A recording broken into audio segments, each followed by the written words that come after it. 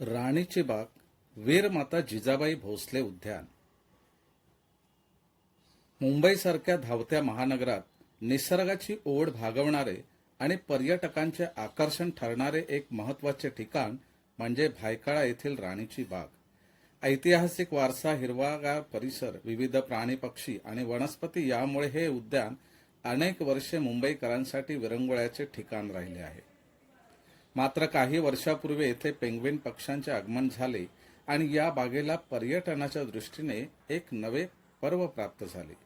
Penguin हा पक्षी प्रामुख्याने थंड प्रदेशात आढळणारा, त्यामुळे मुंबईसारख्या उष्ण आणि दमट हवामानात पेंग्विन पाहण्याची संधी मिळणे ही पर्यटकांसाठी मोठीच उत्सुकतेची बाब ठरली.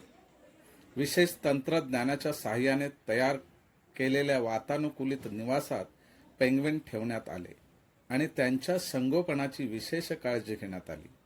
या नाविन्यामुळे राणीची बाग अचानक चर्चेचा विषय बनली. पेंग्विन पाहण्यासाठी केवळ मुंबईतूनच नव्हे तर महाराष्ट्रातील विविध भागांतून आणि इतर राज्यातूनही पर्यटक येऊ लागले.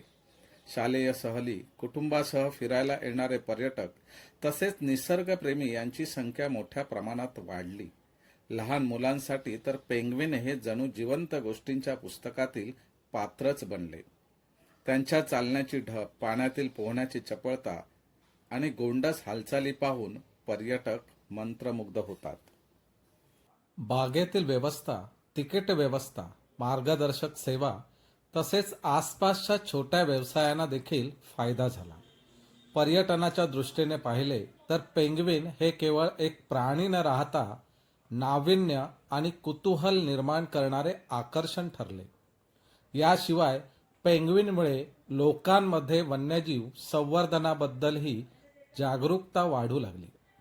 पर्यावरण, जैवविविधता आणि प्राण्यांचे संरक्षण याबद्दल मुलांना प्रत्यक्ष अनुभवातून शिकण्याची संधी मिळाली. त्यामुळे हे उद्यान केवळ पर्यटन स्थळ न राहता शैक्षणिक आणि पर्यावरणीय जागृतीचे केंद्रही बनले.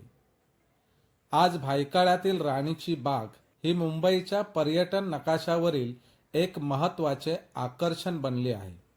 पेंग्विन या नाविन्यपूर्ण उपक्रमामुळे या ऐतिहासिक उद्यानाला नवसंजीवनी मिळाली आहे. पर्यटकांचे कुतूहल, मुलांचा आनंद आणि निसर्गप्रेमींचे समाधान यामुळे राणीची बाग मुंबईच्या पर्यटन वैभवात एक अनोखी भर घालत आहे. तुम्हीही अजून गेला नसाल तर अवश्य जाऊन या. हा व्हिडिओ आपणास आवडला असल्यास नक्की लाईक करा, शेअर करा आणि मुंबईच्या पर्यटनाला वाव द्या, त्यामध्ये सहभागी व्हा. धन्यवाद.